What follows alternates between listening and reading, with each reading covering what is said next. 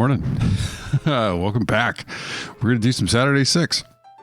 I'm Rob Bauer, and I'm the econometrician behind Beta Rank and Advanced Stat System. And every morning on Saturday during the college football season, around 6:30-ish, we're about 6:33 right now, we sit around and talk about 6 games from an advanced stats perspective.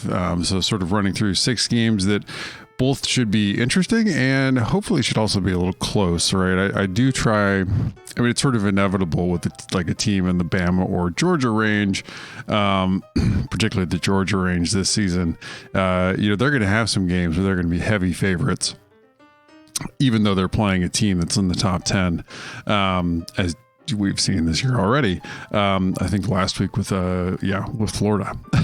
But the games we picked this week, some of them have some sneaky good, teams in them. Teams who's have been unlucky and have in the advanced stats are certainly better than their record. And we have a couple of those teams this week's, and those are teams to watch out for, I think, because Vegas certainly has these games in the range-ish for the most part that advanced stats does. But, like a lot of the media coverage and things like that often doesn't see these as going to be close or interesting games. But it's something to watch out for as you come into this and to appropriately set expectations. Don't always look at record. Record is... I joke around that record is an illusion. That is somewhat true. But I would say, like, for a team like Nebraska that we're going to cover today, Nebraska's been an incredibly unlucky team thus far.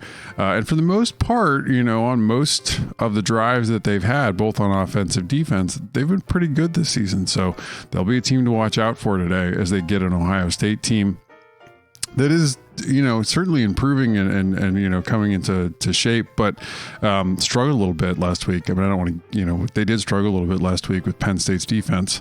But this should be a good one. There's a handful of really good games sprinkled in, with teams in the top 30 versus other teams. There's also that are mostly in the top 50. I think Washington, we've got one game where Washington is in the top 60. There are also a handful. I mean, if you went through the rest of it, LSU is favored by a lot over Missouri, and Missouri's, starting quarterback's out. So I don't know that a lot is even going to cover it. I think the Beta Rank had it at 39, if not a little more. Alabama's favored by a lot over LSU, almost 30, but sprinkled in, we've got some good ones. So we'll spend 5 minutes per game, from, just running through the advanced stats on both offense and defense, going through what the matchups are, what teams are particularly good at, what they're not good at, how does that shake out, and how might that affect the game. Let's go ahead and jump in.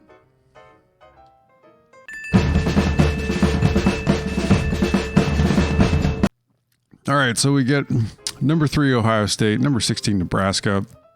This is Ryan Day up against Scott Frost, the head coaches. Offensively, Ryan Day is also your play caller for this Ohio State offense. They sit at number 2 right now overall in Beta Rank. They were number 1 prior to last week's performance, but we did get to see them up against the top, Penn State does have a top 10 defense. They really gave Ohio State fits, particularly at the Penn State defensive front. What Ohio State does really well is they're still number 1 in explosive drives. I mean, this is an incredibly explosive offense. They put up chunk plays and are able to put up points. They're excellent at play efficiency. They're excellent at negative drives. So all the metrics you see here are controlling for opponent and field position. This Ohio State defense or offense. So their play efficiency is a measure of yards per play, controlling for opponent field position. Negative drives is a measure of avoiding 3 and outs, avoiding turnovers, avoiding having negative plays happen to you. Ohio State's great at that. What they're a little less good at is drive efficiency. That's putting together long drives to be able to put up points. So drives where you don't rely on big plays to be able to get into the end zone and you have to actually string a drive together. Ohio State struggled there a little bit more.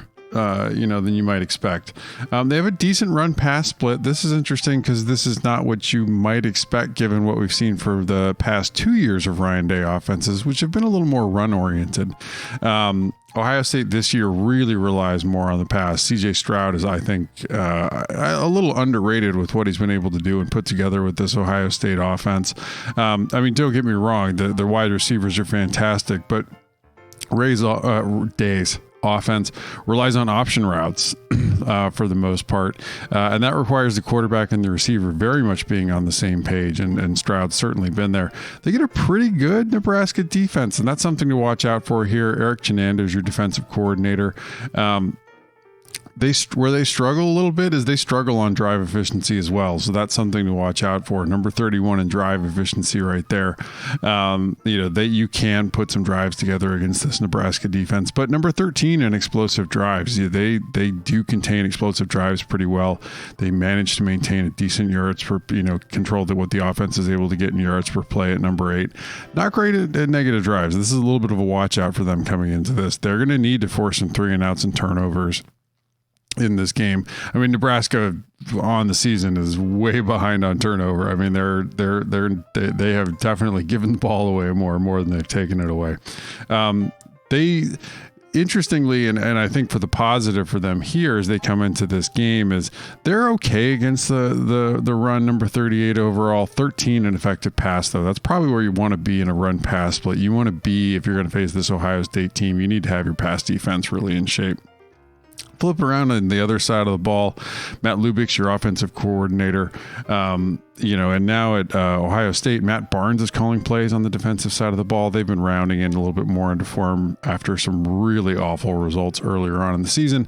But this Nebraska offense, number 25 overall, their play metrics, the explosive drives, play efficiency, negative drives are all not bad. Where they've been pretty good at putting up big plays at number 14 overall there. They get a decent yards per play, and their play efficiency, kind of more middle of the road-ish in the Power 5 and negative drives. But where they're awful is they struggle to put together drives to put up points. They often find themselves just running into a wall, even though they're able to get past the first set of downs. This is something that they're going to have to absolutely work on, and actually just show improvement on in this game, I think, if they want to hang in there. Number 28 in effective rush, 41 in effective pass. They get an Ohio State defense that's really struggling against the pass still, frankly. They're number 31 overall. They've certainly improved a lot since they made the DC, the play caller change. They're decent in drive efficiency, number 38. They're better. What they're really good at, particularly, is containing explosive plays, number 22 overall here. They've switched out of what they were doing under Kerry Combs, which is a lot of single high safety, a lot of man defense. They're a lot more varied than they used to be. Number 45 in play efficiency overall, 49 in negative drives. They're really not forcing enough 3-and-outs and turnovers. Still, they have a pretty considerable run pass split. That's something to watch out for here.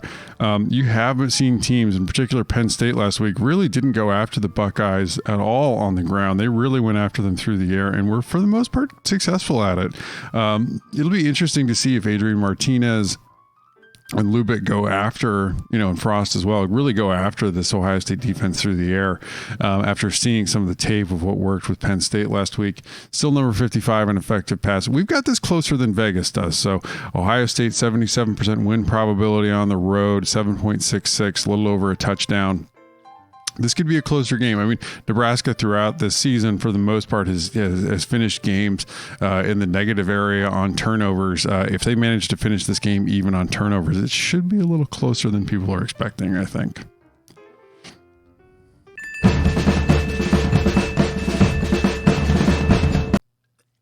Here are two teams who are playing better than, for the most part, played better than their record. And the Big 12 has managed to be pretty deep again, with Oklahoma starting to round into form a little bit. Baylor is a good football team. Oklahoma State is a good football team. And then, of course, there's, some less good football teams running around as well. But, the Big 12 and their top 4 or 5 teams, no slouch.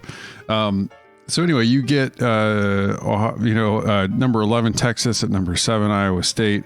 Matt Campbell is your head coach for the Cyclones. Steve Sarkisian is your head coach for the Longhorns. This Iowa State offense is actually pretty good. Tom Manning's your offensive coordinator here. Pete Kwiatkowski is your defensive coordinator for Texas. What Iowa State does really well is they put up big plays. Number 13 overall in explosive drives. Number 4 in play efficiency. They get a really good yards per play, controlling for opponent and field position. Negative drives, they're at 21 here. They struggle a little bit at drive efficiency. I mean, they need to be able to put together drives to put up points. I mean, that certainly hurt them a little bit in this season. They're 27 in effective rush, 16 in effective pass. You'd expect with Breece Hall they'd be a little better, running the football, but the offensive line hasn't really been as good as it's been in years past. So, but the offense here, this is a very good offense.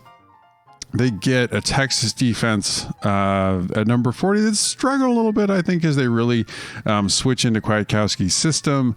It does require this system that they've run at Washington for a long time before it just came to Texas with him. Has some quirks to it. They'll stay in two high safety all game. To limit big plays. But as you can see here, like Texas still gives up a lot of big plays. Number 44 overall in explosive drives. Where Texas is really hurting is they're often giving up plays that are in between the front 7 and those high safeties. Like there's hay to be made. Where they also struggle in their play efficiency, their yards per play. All of this, as you start to peek down, is really the culprit here is that their run defense. This defense really requires that you have some monsters up front that can play 2-gap. Texas does not appear to have, and this is something that goes back to when Todd Orlando was there. Does not appear to have anyone on the roster that can really play 2-gap terribly well. This is something they're going to have to recruit in. 59 in effective rush, 19 in effective pass. I would expect Iowa State's going to be able to run the football against this Texas team, and that they won't necessarily struggle to put up points. That might even open things up for Purdy a little bit. Texas still full on will not switch out of that 2 high safety look, even if they are taking, if they're getting gashed in the running game. On the other side of the football, Steve Sarkisian's your play caller. John Heacock is your defensive coordinator for Iowa State. This is a pretty good Texas offense. I mean, I know Sarkisian's taken a ton of heat. The record's not there. But overall, this is, I think as the defense, rounds into form and the offense gets some experience in there, I still like this hire, frankly. So I'll ride with it in 2 years and see if all the takes that we've had this year look dumb, or I do. One of the two will happen, or we'll find some middle range. So let's not make it a binary. Anyway, this offense is pretty good. Number 17 overall in drive efficiency, 15 in explosive drives. They don't have anything as you run down these numbers that stands out where you say, oh my gosh, they're really bad at this one thing or the other. They're pretty good at a lot of things. And not bad at any of them either. The number 7 in effective rush with Bijan Robinson is worth calling out. This, Sark last year was a real, in the past few years at Alabama has been more of an offense through the air. He understands his personnel. They run the ball really well here at Texas. 44 in effective pass, relying less on Casey Thompson and the wide receivers. I'm interested to see what this offense looks next year when everybody's got more experience and Robinson's back. This defense for Iowa State's not great. Kind of middle of the road Power 5 defense at number 35 overall. They're really struggling at drive efficiency. You can put together drives against this Iowa State defense. They struggle to get off the field. They're middle of the road and controlling explosive drives here. They could run into trouble against this Texas offense with that. Play efficiency is pretty good. Now, they do manage to limit yards per play. They often set up still in a tight front to control what's going on in front of them. at least within the box. Negative drives at 21. They are pretty good at forcing 3 and outs, turnovers, forcing bad things onto the offense. Where they really, and this is where this matchup gets interesting, right? Is they're pretty good in effective rush. That tight front does work for that. But they're really struggling this season in their pass defense. We'll see if Texas is able to take advantage of where the weakness is with this Iowa State defense. We have this as Iowa State a 63% win probability, just 4 points here. This should be a really tight game and a fun one to watch.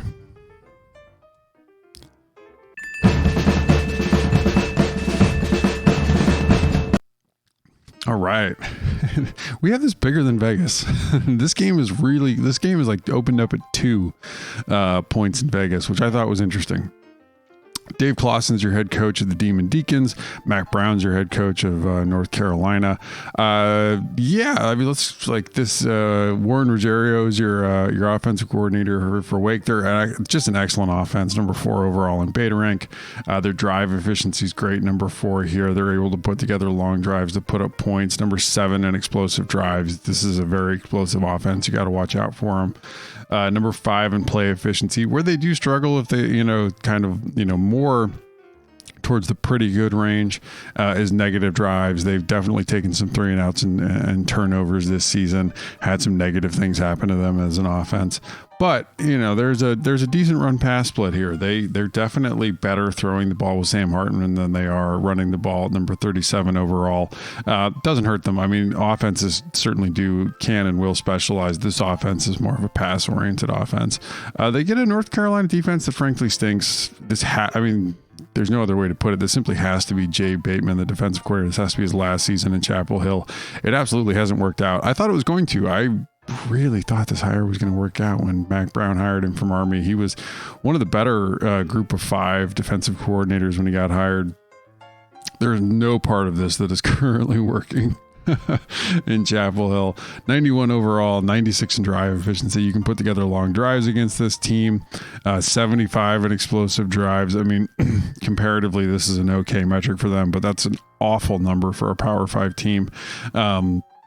They absolutely give up a lot of big plays. 110 in play efficiency, 90 in negative drives, 104 in effective rush. You can run the football against this UNC team. They're better in effective pass. It's still a very bad Power 5 pass defense.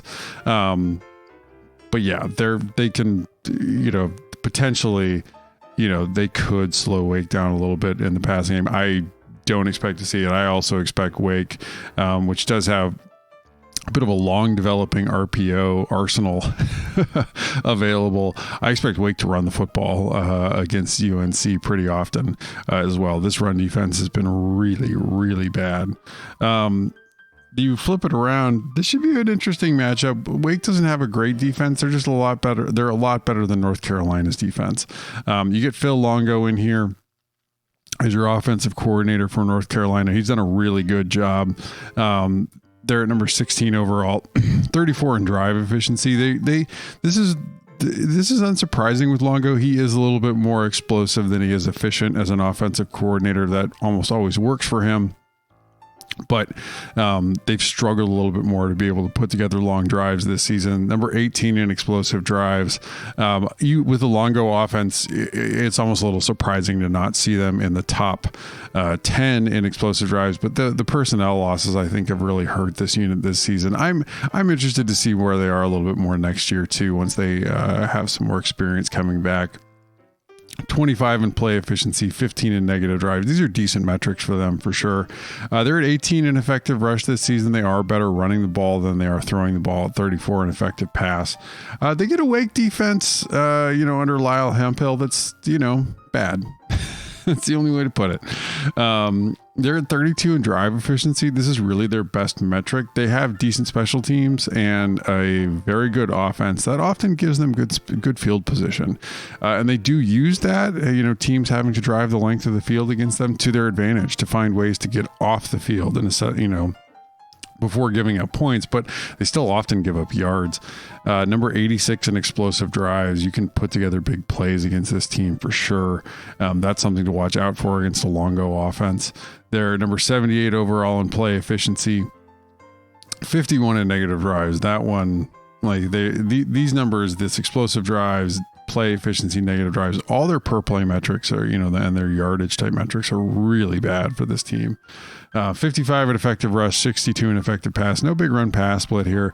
I mean, I expect North Carolina to be able to get it, get points, but they're going to have to go the length of the field again and again against what should be matchup wise, unless the North Carolina defense can first face some turnovers and give them some favorable field position. They might be playing from behind for a good chunk of this game. So there's no real, as I recall, there's no real special teams, huge special teams advantage coming into this game. The main difference between these teams is there's a slight difference, or some difference in the offense. There's a very big defense in the very, very big difference in the defensive quality here. We've got Wake as an 81% win probability at 9.99, 10 points as a favorite.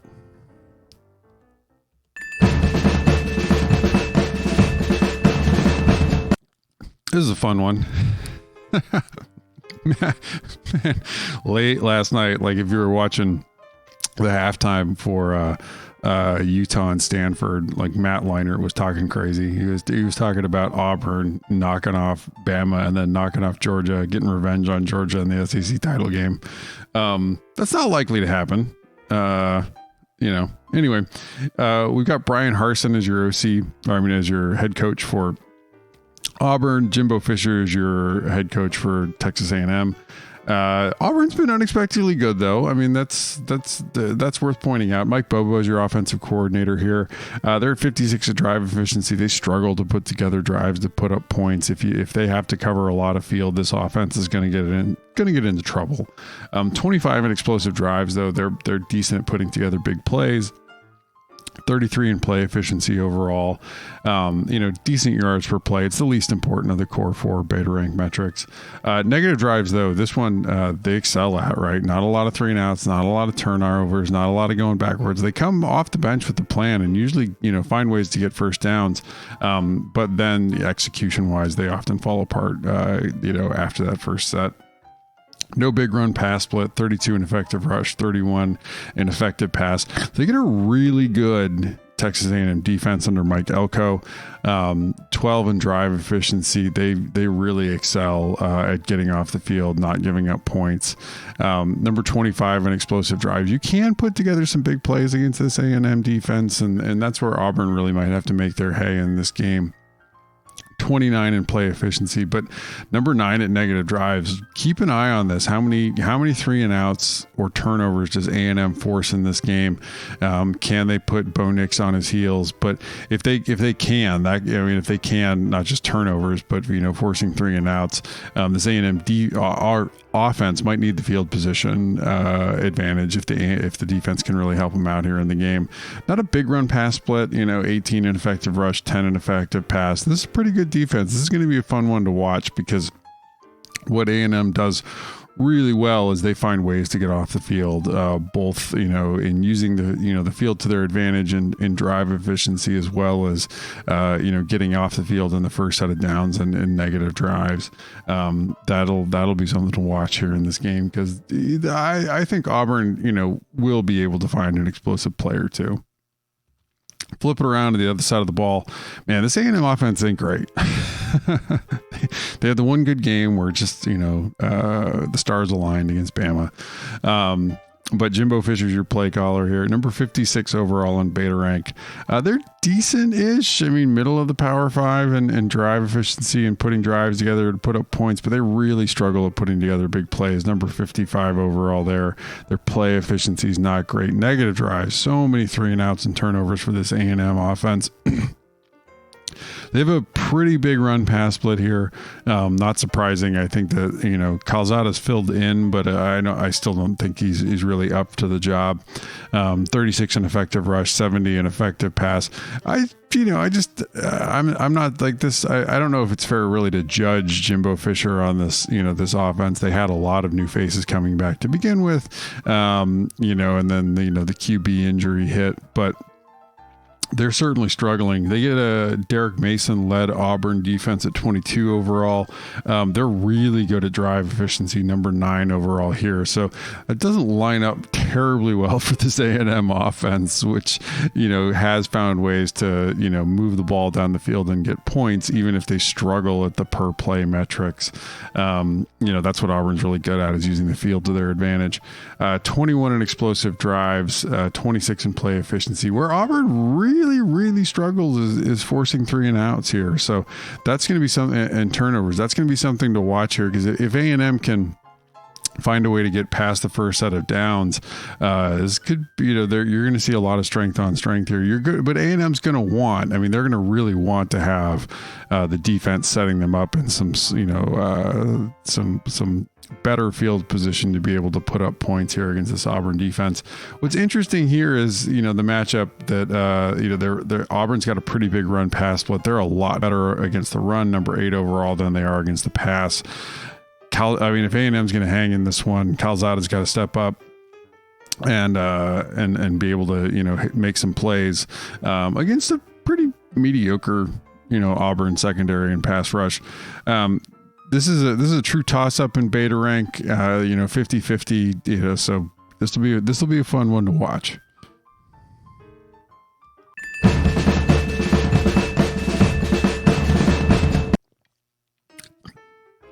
Yeah, we don't have Oregon in the top 4. They have not played like a top 4 team. Anyway, so we get Oregon, Mario Cristobal, Jimmy Lake's your Washington head coach. Joe Moorhead is your offensive coordinator here for Washington. And then Bob Gregory is your DC for the Huskies. Oregon's got the offense is really rounding into form. Number 13 overall in beta rank. They're at number 14 in drive efficiency here. They're able to drive the field and put up points. Anthony Brown is playing fairly efficient, making good decisions, getting the ball in the right places. Their number at 17 in explosive drives. They're pretty good here. Number 32 in play efficiency. That's that one's a little more middle of the road, but as we talked about, that's the least important of the core 4 beta rank metrics, right? It's, if you're going to pick 2 to be good at, it would be drive efficiency and explosive drives.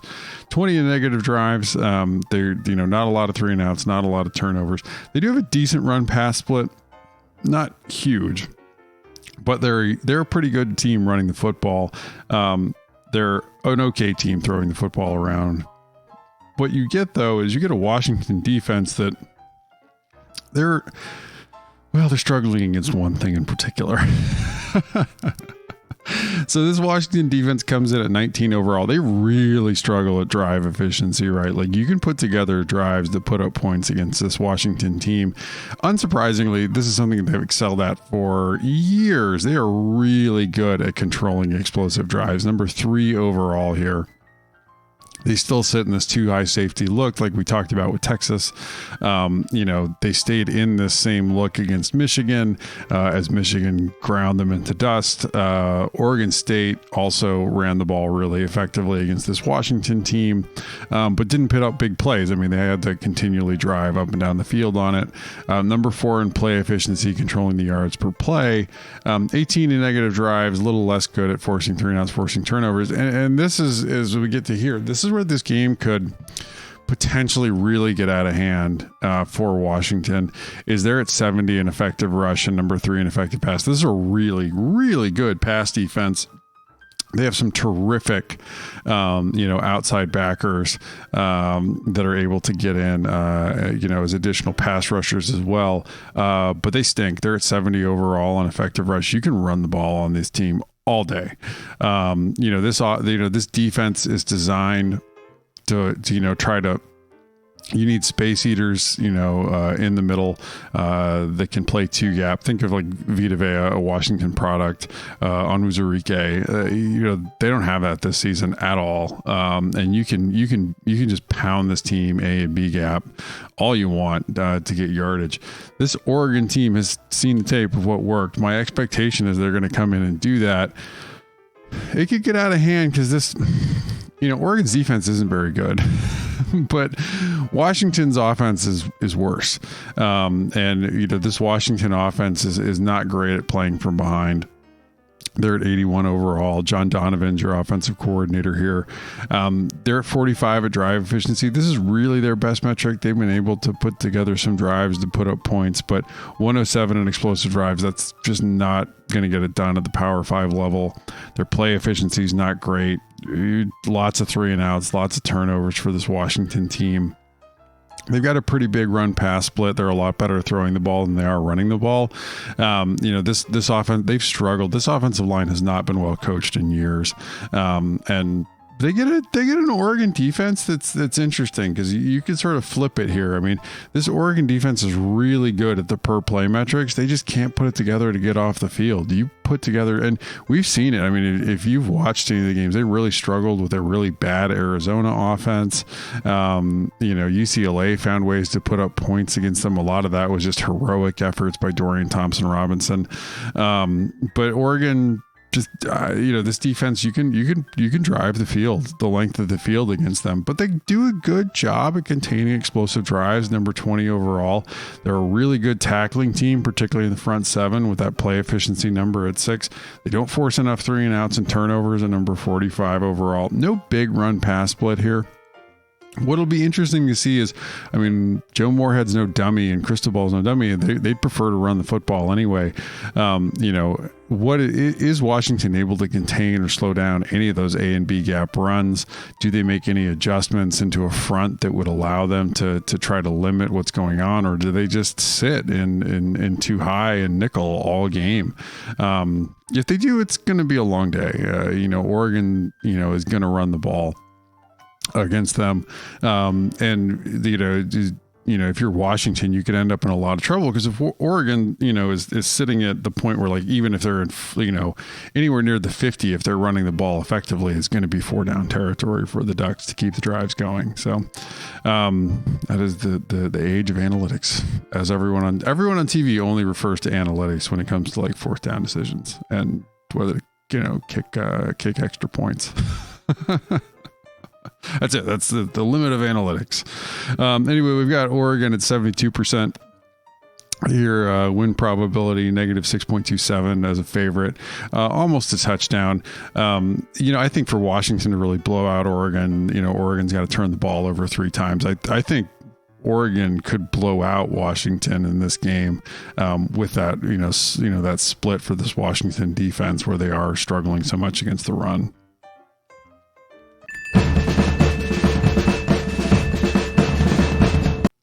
This should be a real fun one. Years ago, when I was living in New York City, we went to a game up at West Point, an Army Air Force game. It was awesome. I think I say this every college football season a few times. If you get a chance to go to West Point in the late fall, do it. Now, this game's in Dallas for some reason, at a baseball field at a Ranger Stadium. I don't know. Like, this is. I mean, I realize that they play, Army, Navy, play in Philly or Baltimore sometimes. I think it's Philly usually. However, I mean, like, this game should be on campus in either Colorado Springs or at West Point. Anywho, it's at 11:30 a.m. Troy Calhoun's your head coach for Air Force. Jeff Monken's your head coach for Army. The difference here, and you can see it, is pretty stark. Like, Army's defense is not good. Air Force, number 20 overall on offense. Mike Deason's your offensive coordinator here. Excellent drive efficiency, number 3 overall here. They're very effective at driving the length of the field. They're not a hugely explosive offense. 83 overall in explosive drives. Pretty good play efficiency-ish, number 50 overall here. And then 18 in negative drives. Not a lot of 3 and outs, not a lot of turnovers. I mean, this Air Force team is going to, drive the length of the field against you. This is, We're talking about 2 of the best rushing teams in college football. Number 2 in effective rush, number 128 in effective pass. But what is Army good at? for what this defense is good at. Nate Woody's your defensive coordinator here. They're at 53 in drive efficiency, 92 in explosive drives. They've given up a lot of really big plays. Wake really threw the ball all over them. You're not really in danger of that here. 125 in play efficiency. You can absolutely get your yards per play against this Army team, not forcing a lot of 3-and-out turnovers at 106. 39 in effective rush, though. I mean, most of these service academies have switched over to running a tight front sometimes, trying to be able to at least contain the opponent's run game. It's really hard to recruit, an adequate secondary at a service academy. So, 128. I mean, people were just sort of lauding that Wake Forest offensive, passing performance that they had against Army. And I mean, frankly, you might as well be doing it against air. Like it's a tough place to be able to play pass defense at. Anywho, I mean, Air Force might try to throw the ball sometimes, but we know what's happening. We know what's coming in this game. These teams know what's coming. They get an Army offense that's really good. Number 14 overall. Brent Davis is your play caller here. 2 in drive efficiency, 60. I mean, stop me if you just saw this, right? Like 62 in explosive drives, 20 in play efficiency, 48 negative drives. I mean, again, like not a hugely explosive offense, a really efficient offense. The difference here is that Army's had a few more 3-and-outs. And they had, they had a turnover that really cost them against Wake. Number 1 though, in effective rush. This is the best rushing attack in college football. 127 in effective pass. They get an Air Force defense that's a lot better. I mean, this is a decent group of 5 defense to start with. Number 71 overall in drive efficiency, 43 in explosive drives. They really do contain big plays. That's a really big helper for where this defense is. 38 in play efficiency, and then 16 in negative drives. Oh, sorry, John Rodzinski is your defensive play caller here. The negative drives numbers what really stands out. Forcing 3-and-outs, forcing turnovers. The difference between where these teams are ranked has a lot to do about where their defenses are. This Air Force defense is pretty good and competent overall. 40 in effective rush, 47 in effective pass. They are a little more set up for a balanced defense at Air Force, unlike Army, which is pretty much stop the run and that's it. This is something to watch for here because Army is going to come in. And I think that they will be able to run the ball somewhat successfully. Air Force is obviously going to be coming in with a game plan, to handle the run. And both of these teams are going to, unlike where when you're playing everyone else, when these service academies play everyone else and everyone talks about the scout team having to run the triple option and, how well they can do it. Pretty sure the scout team can run the triple option for these two teams and showing the defense what they're going to see this week. I'm interested to see what this is going to look like. I think this game should be pretty close. We've got it at Air Force 65%, 4.5 points. This one should be a lot of fun. Early start on CBS. That's it. That's the Saturday 6. This should be a fun week. There's some close. I mean, there's quite a few blowouts potentially on the schedule, but there's some close games as well. Another one to watch out for: Oklahoma State and Baylor. That should be a really good game. And in some ways like an elimination game between those two teams that are really trying to make it. Still make it into the and two teams that still have to play Oklahoma. But two teams that are trying to make it to the Big 12 championship game. Should be a lot of fun. Of course, you're assuming, Oklahoma might beat them, but Oklahoma's defense, we'll see. They're probably gonna get some starters back, but it's not working right this season with Alex Grinch at DC. Unexpectedly, I thought that was gonna work. They're really, really struggling on defense this season. So we'll see how much of an impact getting some starters back will have after they come off the bye week. But that's it. We've run through our 6 games. Let's finish it off. So I'm again I'm Rob Bowerin. I'm the econometrician behind BetaRank. You can find all the stats you just saw and a whole lot more at sharpcollegefootball.com. I'm at BetaRankFB on Twitter. You can also get me at SharpCollegeFootball. We have a Pac-12 podcast at 12 Pack Radio. And you can find all the back episodes of that at sharpcollegefootball.com/12 Pack Radio. Thank you so much for tuning in. Stay safe out there, and we'll see you again next week.